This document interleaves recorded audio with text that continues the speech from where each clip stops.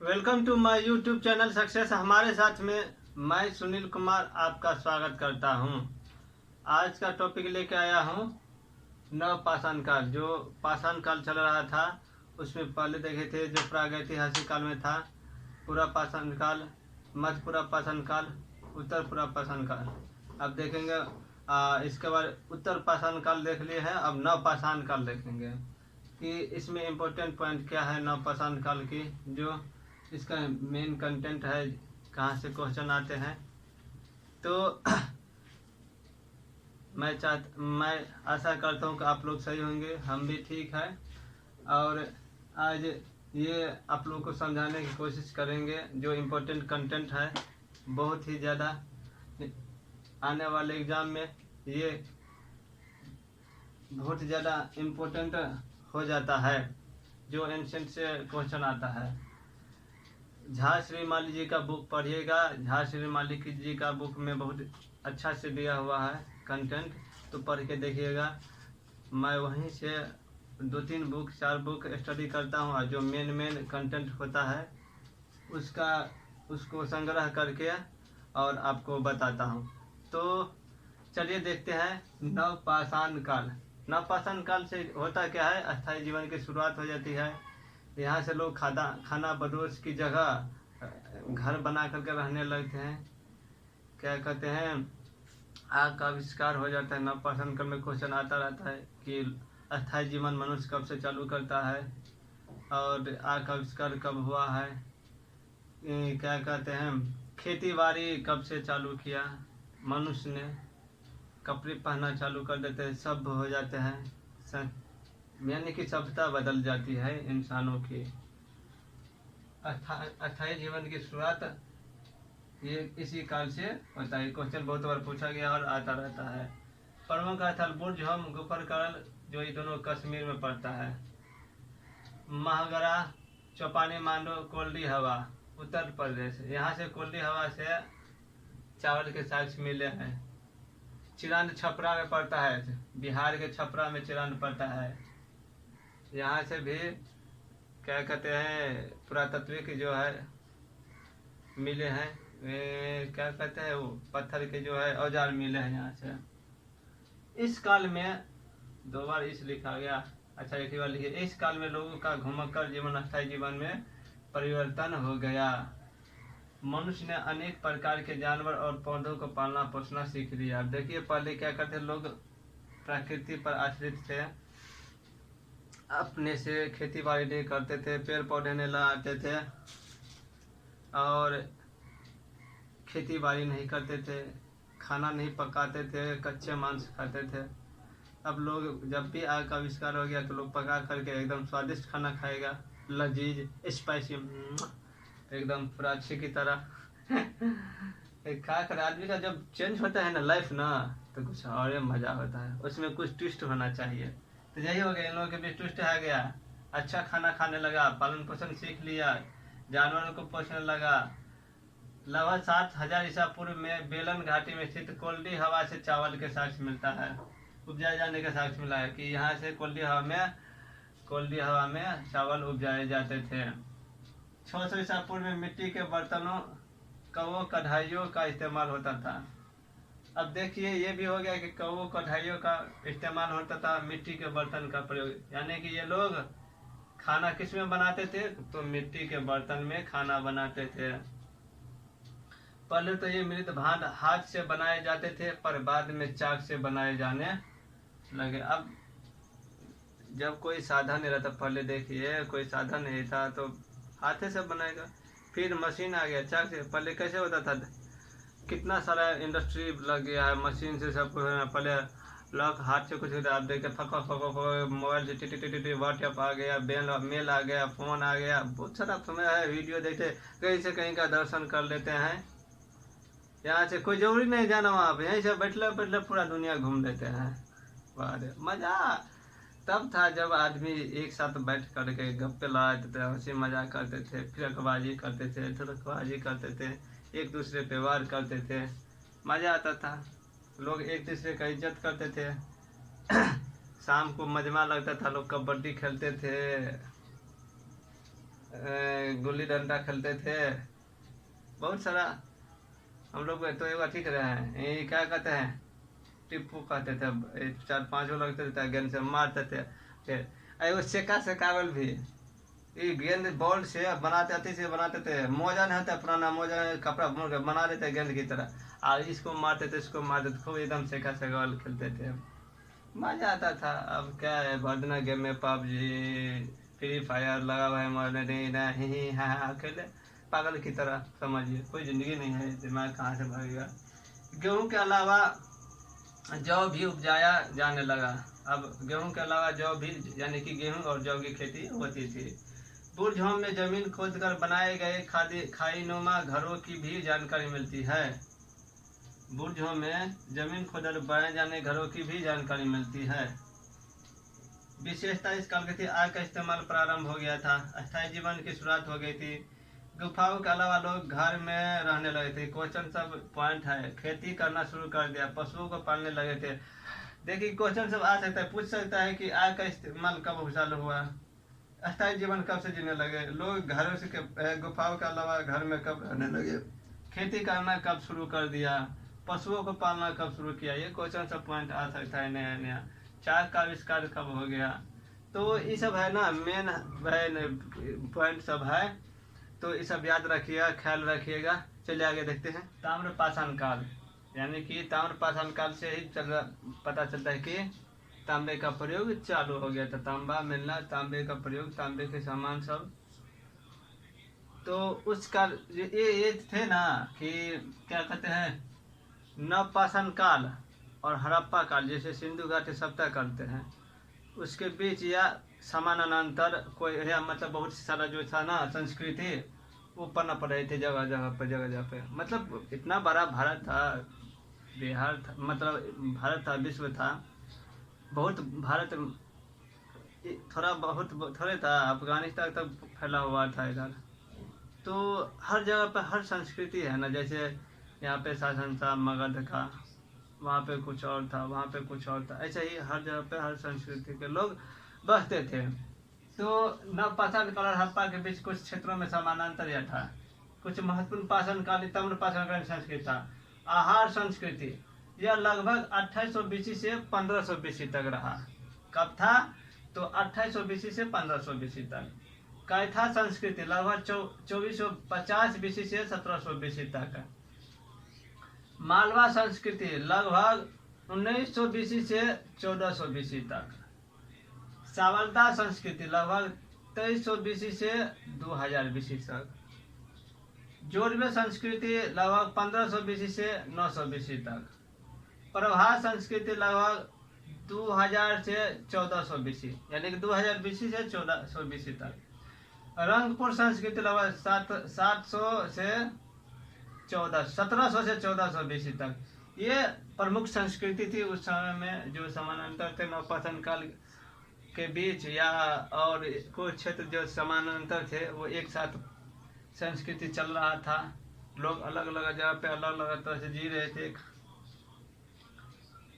इन सभी संस्कृतियों के लोग आमतौर पर लाल रंग पर काले रंग से चित्रित मिट्टी के बर्तन का प्रयोग करते थे। डिजाइन जैसे अभी डिजाइन बनाते हैं, घर पे बनाते हैं, मंदिर पे बनाते हैं, अपने घर को डिजाइन करते हैं, मतलब हर तरह से डिजाइन है ना, फूल आर्टिफिशियल फूल बनाते हैं, मतलब हर तरह के डिजाइनिंग करते हैं। उसी वही है, वो लोग क्या करते हैं, घरा पे डिजाइनिंग करते थे। अभी भी चलता है, मंदिर पर अथी करते हैं ना, ड्राइंग बनाते हैं, ड्राइंग ना, पिक्चर बनाते हैं। उस समय में क्या करते थे, उसी को खोद कर ऐसे बना रहे, मतलब चित्र बनाते, तो जन्म मतलब युगों तक रहता था, 20 तक रहता था, सैकड़ों साल तक रहता था, वो मिटता नहीं था। तो अब ना लोग पेंसिल से, पेन से ड्राइंग बनाते हैं, सामानों से बनाते हैं, पेजों से बनाते हैं, पन्ना से, ब्रश से बनाते हैं, डिजाइन करके, रंग करके। तो उस तरह के लोग है ना पहले। अभी भी घरा पे डिजाइन बनाता है ना, बनाता है डिजाइन पर ऐसे ऐसे करके। उसमें पकाता है तो लाल नहीं होता है, कलर कर सकता है। तो वहाँ पे ज्यादातर लाल रंग पर काले रंग से चित्रित मिट्टी के बर्तन का प्रयोग करते थे। कैथा संस्कृति के लोग लेप वाले मृद भांड के लिए प्रसिद्ध था। किसके लिए प्रसिद्ध था कैथा संस्कृति के लोग? तो लेप वाले मृद भांडों के लिए प्रसिद्ध था। आहार संस्कृति वाले लोग काले और लाल रंग के बर्तन बनाते थे। क्या आहार संस्कृति लोग कौन बर्तन बनाते थे? तो काले, ये रहा काले और लाल रंग के। क्वेश्चन यदि पूछेगा कि किस संस्कृति के लोग काले और लाल रंग के बर्तन बनाते थे, तो आहार संस्कृति के। कैथा संस्कृति के लोग लेप वाले मृद भांड के लिए प्रसिद्ध था। तो लेप वाले मृद भांड के लिए प्रसिद्ध कौन था? तो कैथा। ऐसे करके क्वेश्चन पूछा जा सकता है। आहार संस्कृति के लोग काले रंग पर बर्तन बनाते थे और सफेद डिजाइन भी देते थे। देखिए डिजाइन भी सफेद में सजे होते थे। लाल रंग के बर्तन बनाते थे काले और लाल, और उस पर सफेद रंग के डिजाइन बनाते थे, उजला कलर का है, फूल जो भी पारता हो, चित्र जो भी हो, पारते थे। मालवा संस्कृति के बर्तन लाल या काले रंग के में डिजाइन होते थे। लाल या काले रंग में डिजाइन होते थे। मालवा संस्कृति के लोग डिजाइन काले या लाल रंग के नहीं होते, काले या लाल रंग में डिजाइन होते थे। क्वेश्चन पूछ सकता है कि मालवा संस्कृति में किस डिजाइन के मिलते थे? तो लाल या काले रंग के। प्रभास और रंगपुर के मिट्टी के बर्तन काफी चमकदार होते थे। किस संस्कृति के? तो प्रभास और रंगपुर के संस्कृति के मिट्टी के बर्तन काफी चमकदार होते थे। जोरवे संस्कृति के बर्तन लाल पर काले रंग से रंगे हुए हैं, लेकिन उनकी सतह धुंधली या खुरदई है। अब देखिए जोरवे संस्कृति के बर्तन जो है वो लाल पर काले रंग से रंगे हुए थे। पहले लाल से रंग दिया जाता था, इसके बाद काले रंग से रंग देता था, और उनकी सतह जो था नीचे का भाग धुंधली और खुरदई बना देते थे।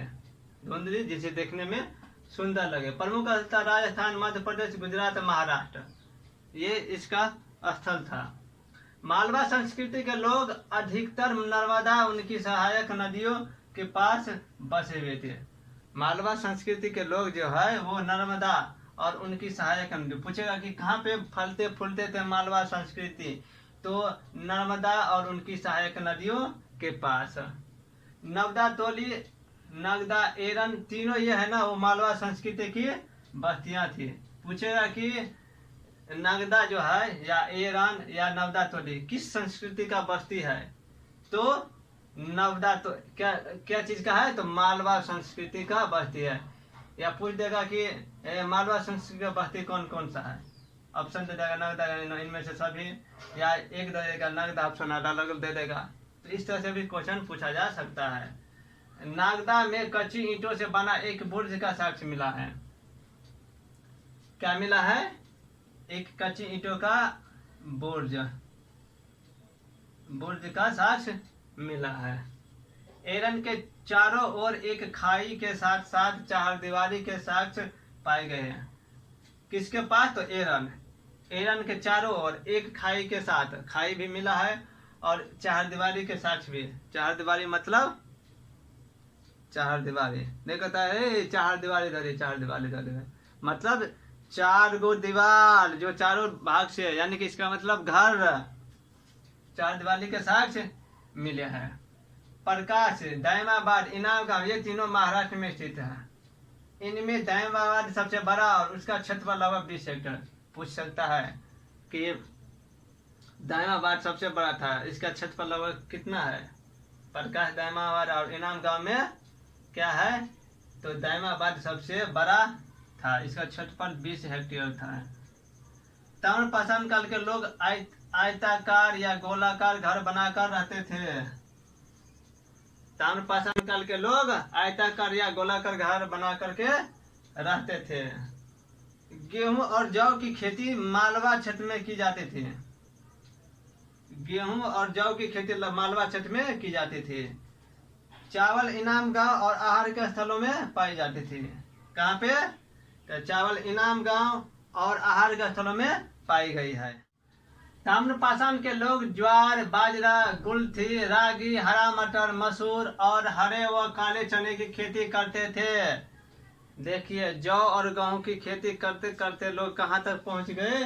तो ज्वार, बाजरा, कुल्थी, रागी, हरा मटर, मसूर और हरे व काले चना। चना खाने से है ना शरीर में तंदुरुस्ती होती है, मजबूत होता है शरीर, एकदम घोड़े की तरह दौड़ोगे, टट टट टट टट टट, इतना मजबूत होता है पूरा हड्डी उड्डी सब शरीर में, पूरा एकदम गुआई गुआई करेगा, एकदम तंदुरुस्त रहेगा। कभी क्या कहते हैं कब्ज नहीं होगा, बहुत फायदा है चना का। ताम्रपाषाण काल के एक समुदाय के लोग एक समुदाय से दूसरे याद देखिए, सबसे बड़ा तो है व्यापार। व्यापार चालू हो गया, व्यापार करना शुरू कर दिए यहाँ के लोग। तो सबसे बड़ा चीज तो ये है। अब जैसे हम लोग है ना, एक समुदाय से दूसरे समुदाय में अथी करते हैं ना, व्यापार करते हैं ना, बेचते हैं ना, कोई किसी को बेच देता है। अब तो भाइयों भाइयों में खरीद बिक्री होता है, तो लोग एक समुदाय से दूसरे, अभी भी वही वह समुदाय है, वह लोग कहीं और किसी और को भी दे सकता है, ऐसा जरूरी है। तो एक व्यापार करते थे, एक समुदाय से दूसरे समुदाय को आदमी व्यापार करते थे, खरीदते थे, बेचते थे। मातृ देवी और वृषभ बुल की पूजा की जाती थी। बुल मतलब साँढ़, साँढ़ की पूजा होता था। और मातृदेवी मतलब क्या हुआ, अरे धरती की पूजा, मेरे मातृभूमि क्या है, मातृदेवी धरती माता की पूजा की जाती थी। मालवा से एक बर्तन पर स्त्री और मगरमच्छ की आकृति मिली है। अब पूछ देगा कि स्त्री और मगरमच्छ की आकृति कहाँ से मिली है, मालवा से मिली है। ताम्रपाषाण स्थलों में अग्निवेदी के साक्ष्य मिले हैं। अब अग्निवेदी यज्ञ करते थे, अग्निवेदी का मतलब यज्ञ, जैसे अभी यज्ञ करते आदमी ना, पहले ऋषि मुनि यज्ञ करते थे ना, वही अग्निवेदी का साक्ष्य मिले है। यज्ञ करते थे, पूजा करते थे, तो पूजा पाठ में यज्ञ वेदी। मृतकों को दफन करने के दौरान कुछ वस्तुएं साथ में रखी जाती थी। अब जो रोज की जो वस्तु है, जो उसका मतलब इम्पोर्टेंट वस्तु है, जो उसका जो नहीं कहता है, अरे उसको पसंदीदा वस्तु है ना, वो रख दिया जाता होगा, रेगुलर यूज का वस्तु रख दिया जाता होगा, तो उसकी है ना दौरान कुछ वस्तुएं साथ में रखी जाती थी। ताम्रपाषाण में तांबे के साथ साथ सोने और चांदी की इस्तेमाल करने की जानकारी मिलती है। देखिए सोने चांदी का भी इस्तेमाल करने लगा, लोग गहना भी पहनने लगा, सुंदर दिखने लगा। तब गहना जब ये पहनेगी सुंदरता बढ़ जाएगी, एकदम अच्छा कपड़ा पहनेगी, खूबसूरत लगेगी देखने में, तब ना लाइन मारेगा जब ये सुंदर देख तब ये मुंदर। तो सोना चांदी का इस्तेमाल करने लगे, साथ में तांबे के साथ साथ। 1882 में पहली बार कानपुर जिले के बिठूर स्थल से तांबे के कांटेदार हारपुर गरछे पाए जाने की जानकारी मिलती है। कहाँ से मिलती है, तो कानपुर जिले के बिठूर। ऑप्शन दे सकता है, बिठूर देगा तो बिठूर मारेगा, कानपुर देगा तो कानपुर मारेगा, इसमें से कोई भी दे सकता है कि तांबे के कांटेदार हारपुर गरछे कहाँ पाए मिले, तो बिठूर ऑप्शन देगा तो बिठूर, कानपुर देगा तो कानपुर, उत्तर प्रदेश देगा तो उत्तर प्रदेश, भीतर से दे, स्टेट दे, जिला दे, राज्य दे, जैसे दे। मध्य प्रदेश की गोंगेरिया से तांबे का सबसे बड़ा संचय मतलब ढेर मिला है, एक जगह ढरियाया हुआ था, ढेर मिला है। इनमें तांबे के 424 वस्तुएं और चांदी के 102। और देखिए सोने चांदी के भी वस्तुएं मिलने लगे। जो 102 पतली चादरें था, चांदी के 102 पतली चादरें और तांबे के 424 वस्तुएं मिली है। कहाँ से मिली है, तो गोंगेरिया या गोंगेरिया, ऐसे गोंगेरिया याद रखिएगा, गोंगेरिया से क्या मिले, तो वस्तुएं चांदी के और सोना तांबे के 424। अब देखिए चलते हैं, गैरी चित्री मृदभान जो संस्कृति था वह ऊपरी गंगा में पाई जाती थी, ऊपरी गंगा में पाई जाती थी गैरी चित्री मृदभान संस्कृति। गैरिक मृदभान संस्कृति हड़प्पा काल के बाद गंगा के मैदान के उत्तरी भागों में फल फूल रहे थे। कहाँ फल फूल रहे थे, तो उत्तरी भाग में। यहाँ के लोग चमकीले लाल लेप वाले और काले रंग से चित्रित मृदभान का इस्तेमाल करते थे। ये वो लोग उपला जाते, चावल जौ चना खेसारी खेती करे, खेसारी लाल की खेती करते, खेसारी का साग खाने में बड़ा मजा आता है। खेसारी का साग और धनिया का चटनी आम के अचार और आलू का चोखा खाने में बड़ा मजा आता है। तो ये खेसारी की, चना की और चावल जौ की खेती करते थे। इसका स्थल था फहदराबाद, नसीरपुर, हरिद्वार। फहदराबाद नसीरपुर कहाँ पे पड़ता है? हरिद्वार में। राजपुर परसू मेरठ उत्तर प्रदेश में पड़ता है। राजपुर और परसू मेरठ में पड़ता है, उत्तर प्रदेश। जो ऑप्शन दे उस हिसाब से मारिएगा। बिसौली बदायूं में पड़ता है। बदायूं उत्तर प्रदेश में पड़ता है। ये वाला बदायूं मत समझ लीजिएगा। बहेरिया शाहजहांपुर उत्तर प्रदेश में भी पड़ता था। बहेरिया शाहजहांपुर उत्तर प्रदेश में। ये थे कौन स्थल? तो गैरिक चिटनी मिद्रभान के। तो जितना भी इम्पोर्टेंट था नवपाषाण काल से संबंधित, ताम्रपाषाण काल, गैरिक चिटनी मिद्रभान संस्कृति से संबंधित जो भी इम्पोर्टेंट क्वेश्चन आता है यहाँ से, वो पॉइंट है आप लोगों को के बीच रखा गया है। इसको अच्छा से पढ़ लीजिए, याद कर लीजिए, क्वेश्चन अपने से क्वेश्चन बनाने की कोशिश कीजिए, तैयार कीजिए कि ताम्रपाषाण के लोग क्या क्या उपजाते थे। ज्वार, बाजरा, गुलथी, रागी, हरा मटर, काले चने, इसी तरह से क्वेश्चन बनाइए। पहली बार कानपुर जिले से पिठोर स्थल से तांबे और कांटेदार हरपुर, इस तरह से क्वेश्चन अपने से क्रिएट कीजिए। दिमाग को एकदम घुमाइएगा, खुलेगा दिमाग, याद भी ज़्यादा रहेगा आपके दिमाग। तो आप लोगों का ये वीडियो कैसा लगा तो लाइक कमेंट शेयर कर दीजिए, दोस्तों को भी शेयर कीजिए जिससे उनको भी फायदा हो जाए। सब्सक्राइब कर दीजिएगा जिससे हमको भी कुछ फायदा हो जाएगा, और अगला वीडियो डालेंगे तो उसका नोटिफिकेशन आ जाएगा आप लोगों को, तो सहूलियत होगी, खोजना नहीं पड़ेगा। सब्सक्राइब कर दीजिएगा। तो तब तक के लिए आप लोगों को बहुत बहुत धन्यवाद। नमस्कार, जय हिंद, जय भारत।